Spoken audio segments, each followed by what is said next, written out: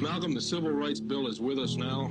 What will it mean? Well, I'm not very excited at all over the Civil Rights Bill, primarily because it's a law, and the Supreme Court desegregation decision was also a law that was handed down by the highest court in the land 10 years ago, and they haven't been able to implement it even here in New York City or any other city in the North, much less try and implement it in the South. And if they can't implement this single law that was handed down by the highest court in the land, I'm very doubtful that they'll be able to enforce any of the laws that are now on the books in this recently passed civil rights legislation. You don't think it's even a step then? No, I don't think it's any step. The Constitution of the United States automatically is supposed to be sufficient to protect anybody who's born here who's a citizen. And if the Constitution includes all of those who are born here, I don't see why additional legislation is needed when it comes to the rights of the Negro. If the Polish people and the Hungarians and the Russians and others who come here as refugees don't need civil rights legislation in order to be recognized as citizens, why, it's a farce to make Negroes think that civil rights legislation is needed to get us recognition as citizens. Well, what would you suggest be done then to let a Negro go wherever he wants to in the South and get all the other benefits that the bill provides him? You can't do anything by legislation. It takes education. The white man in this country needs to be re-educated so that his behavior pattern toward non-whites will change, and the black man in this country also needs to be re-educated so our behavior pattern and attitude toward ourselves will change. And once a little educating is done on both sides, you'll probably find that in itself will do more to bring about the spirit of brotherhood than all of the legislation that's designed to force the two together. You can't legislate brotherhood. Brotherhood comes about through understanding, and understanding is created through education. Now, Malcolm, on one side you're talking about brotherhood and education, and on the other side you're talking about guerrilla movements in the South. Where do you stand? Both of them are educational. We demand our right to have access to equality of opportunity to anything that this country stands for, as long as we're born here and come within the confines of the Constitution that governs this country. Now, in line with that, we feel that we have the right to defend ourselves whenever we take measures to participate as citizens, and unlawful elements like the Ku Klux Klan get in our way. We think the two positions are consistent. In fact, one complements the other.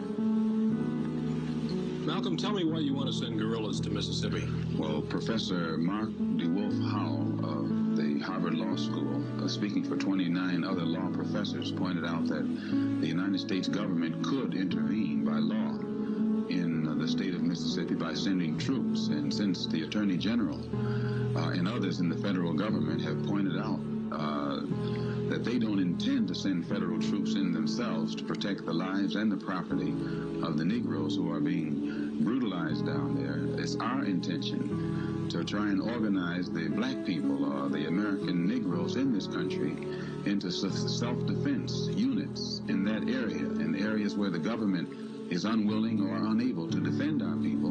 We will defend our people ourselves. Just what exactly would these units do? Eye for an eye and a tooth for a tooth situation? Well, as long as it is an intelligently organized effort that is being made, the discipline involved will keep our people acting intelligently and discriminately. But if something isn't done in this country to organize Negroes who are fed up with this nonviolent, turn-the-other-cheek approach in a sensible direction to bring about the halting of this brutality that we are constantly the victims of, then Negroes are going to react in a disorganized way, in an unintelligent way, and an indiscriminate way when it comes to retaliation. So we actually think that we're doing more to uphold the law and protecting the lives and property of our people in an organized way than to sit around and let a disorganized effort develop. What would you do in a specific case, say, of the 3 missing boys right now? Well, one of the things I would do if I wanted to find them, I would look in the police station in Mississippi. And when you think in terms of the Ku Klux Klan as being the ones who are responsible for them being missing, then in the state of Mississippi, most of the policemen belong to the Klan. The two organizations are interwoven with each other. So we would look in some of the police stations or start questioning the police. There's no need to question the people out there in the street. The police know more about where these persons are, whether they're dead or alive, than anyone else in Mississippi. When you say you'd question the police, do you really think you'd get them to talk to you? No. So it means that we've reached the point where talking is a waste of time. What would you do? It has become necessary for the American Negro, of which there are 22 million, to go on record to let the world know that since the American government in Washington, D.C. has proven its unwillingness or its inability to protect us in the state of Mississippi, the black man in this country is obligated to take it upon himself to organize and put forth the efforts that are necessary to give our people the protection that has not been forthcoming from the government. Well, the alternative is that the federal government, which is supposed to protect the rights of Negroes the same as it protects the rights of whites, must take the responsibility of recognizing the fact that the state of Mississippi is part of the United States and is under the jurisdiction of the United States government, and therefore the United States government is responsible for all of the violence, the bloodshed, and brutality that takes place in Mississippi. In the past, as long as our people have been the victim of brutality, the government has dragged its feet. So we have to create a situation where we can retaliate and create a situation that will force the United States government to occupy the state of Mississippi and do for us in protecting us as she has done for others while trying to protect others. This is your goal. We would not say, I would not say. Would they need training? Oh, yes. Anytime you are sending people against an enemy on the front lines, they need training. And the only criticism that I have of the students who have been sent in, I think that the organization that sent these students in to show our people there how to become involved in this voters registration is a great step. And the whites involved should be given credit as well as the Negroes who will receive the benefit of it. All of them should be given credit.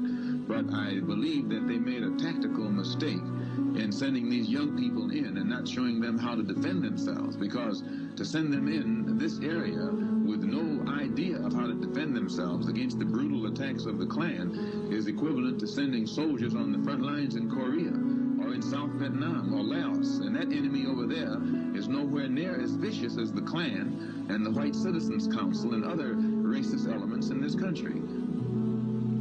You mentioned that you would use white people to infiltrate the Klan to gather intelligence. Yes, in my speaking engagements around the country on the various campuses, I have found many young whites who were sincere in their desire to see an end brought to racism. And many of them are now actively involved in SNCC and the nonviolent approach. But those same ones who are involved in the nonviolent approach would become involved in any approach that they thought would bring an end to racism. And I think that most whites as well as blacks can see that from experience in Mississippi and other parts of the South, the racist element there are too morally bankrupt to react in a positive way to the nonviolent approach.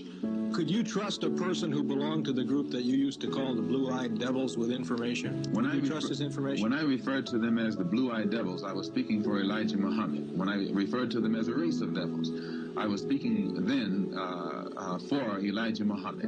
And I don't speak for Elijah Muhammad today. In fact, if Elijah Muhammad is the leader of the black people in this country, as he professes, then he should be concerned with the brutal treatment that our people are receiving in the state of Mississippi and send his well-trained Fruit of Islam down there to protect our people instead of sending them out here in the street to attack former Muslims who don't want to go along with this program anymore. You would trust a white man's information, though? Well, I have gotten information from whites in the past, even while I was a member of the Black Muslim movement, that I found to be pretty authentic. Malcolm, what's your ultimate goal? My ultimate goal is to make whatever contribution I can toward bringing about complete freedom, justice, and equality for black people in this country. Complete respect and recognition as human beings. And the Organization of Afro-American Unity, which we've now formed, has that as its aim, to lift the struggle for freedom of the Negro in this country from the level of civil rights to the level of human rights, and carry out a program which will be designed to make us recognized and respected as human beings, as members of the human family, wherein our human rights will be respected, and then we think our civil rights, the recognition and respect of our civil rights, will be automatic. Malcolm, the Civil Rights Bill is with us now. What will it mean? Well, I'm not very excited at all over the Civil Rights Bill, primarily because it's a law, and the Supreme Court desegregation decision